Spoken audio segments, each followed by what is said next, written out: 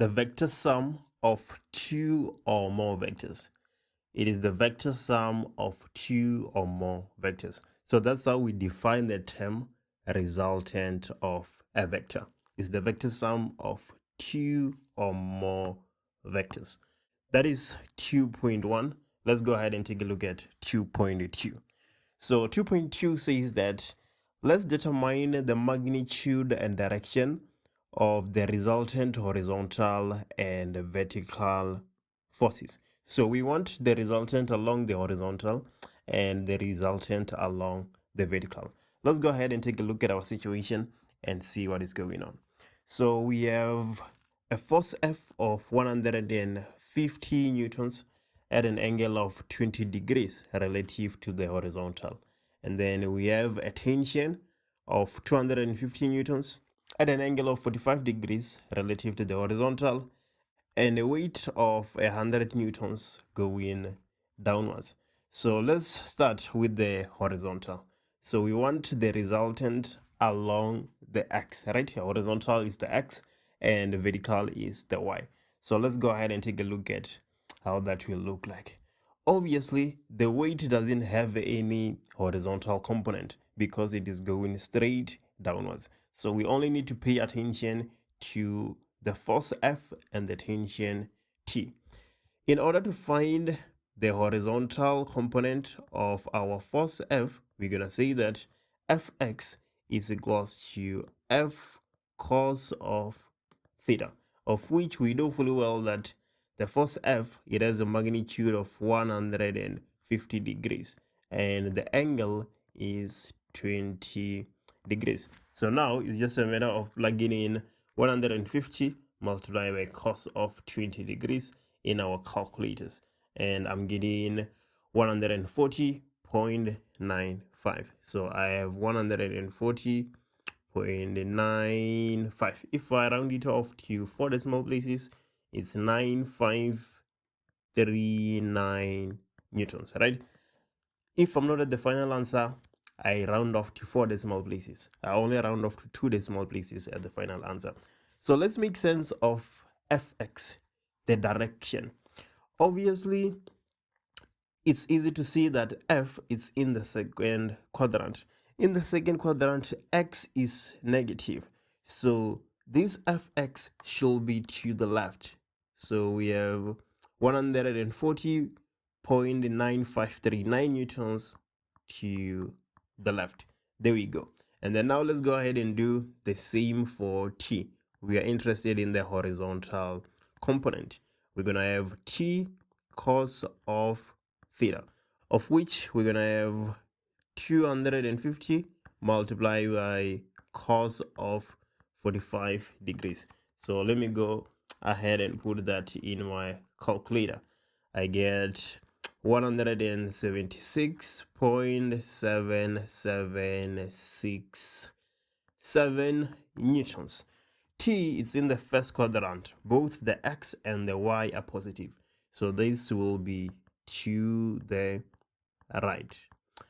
We have the horizontal component of F and we have the horizontal component of T.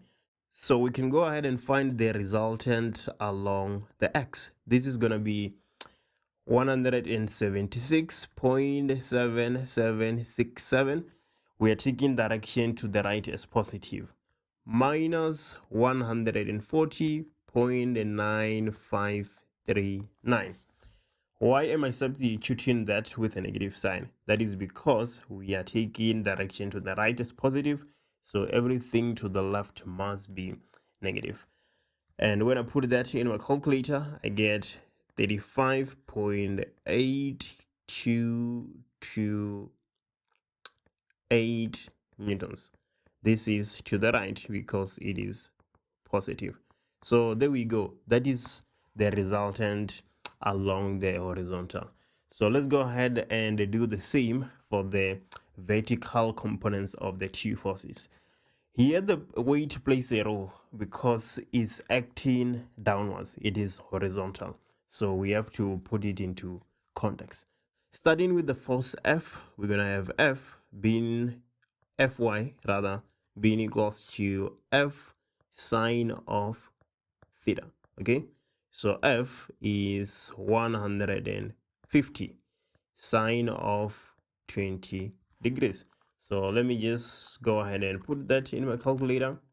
I get 51.303 newtons. This is upwards, right? I'm saying upwards because F is in the second quadrant, and in the second quadrant, Y is positive, right? That is easy to see. So there we go. That is the Y component of F. Let's go ahead and determine the Y component of T.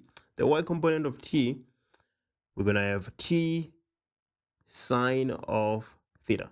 So this is going to be 250 multiplied by sine of 45 degrees. So 250 multiplied by sine of 45, this is 176.7767 newtons upwards, right? It's in the first quadrant, and we know fully well that in the first quadrant Y is positive. But now we have the weight. The weight will be minus 100 newtons, right? Which is just 100 newtons downwards. So there we go. The Y component of F, the Y component of T, and the weight. So we can go ahead and find the resultant along the Y, which is going to be 51.303 plus 176.7767 minus 100 newtons.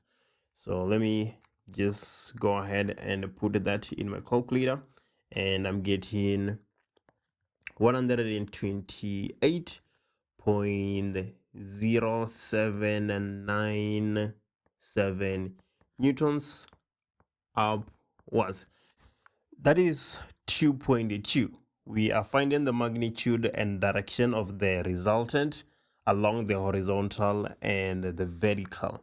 Okay, now if we go ahead and move to 2.3, the question says that let's determine the magnitude and the direction of the resultant force acting on the object.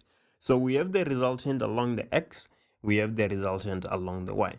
We can just go ahead and apply theorem of Pythagoras to find the magnitude and direction of the resultant force acting on the object. So let's go ahead and do that. We will have r squared being equals to rx squared plus ry squared.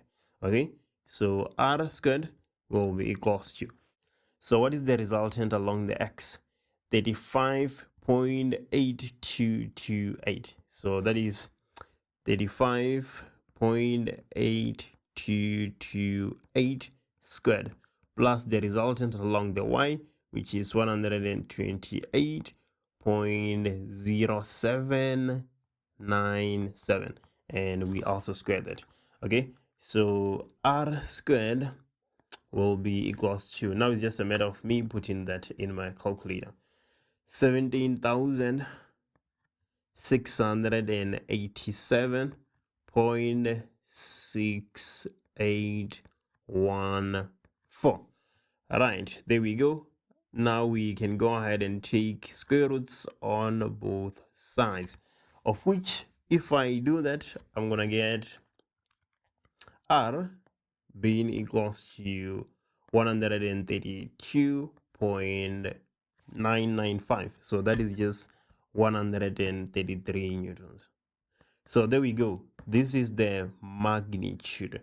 Now I just need to calculate the direction, and I've answered 2.3. Okay, so in order to calculate our direction, we can use either sine, cos, or tan, but I always prefer to use tan. We're gonna have tan of theta being equals to the y over the x component, right? So tan of theta will be equals to the y component, that is 128.0797. So we have 128.0797. Everything divided by the x component, which is 35.8228. So tan of theta is equals to 3.5754.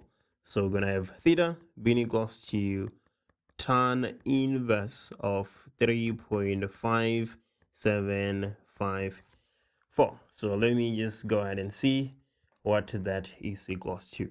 I get 74.37 degrees. So there we go. We are done with 2.4. We have the magnitude 133 newtons and the angle 74.37. The last question, 2.4. Give the magnitude and bearing of the force that can balance the system. So the force that will balance the system is a force of equal magnitude, but in the opposite direction, right?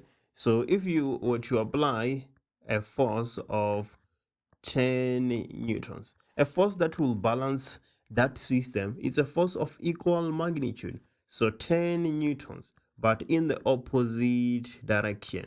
There's an angle of 180 degrees in between. So that is how you balance a force. You apply a force of equal magnitude, but in the opposite direction. So let's go ahead and take a look at how that will look like. So the magnitude in 2.4 is the resultant, right? Which is 133 newtons. Now we just need to worry about the direction. So initially, our angle that we calculated in 2.3, that is 74.37. So 74.37. And we were saying that the angle between the resultant and the force we want to apply to balance our system should be 180 degrees. So the bearing in this situation will be equals to 180 degrees plus 74.37 degrees. This will be equals to 254.38 degrees. So let's take a look. They have the same magnitude of 133 newtons, and the angle in between the two forces is 180 degrees. So the magnitude is the same, but the direction is opposite.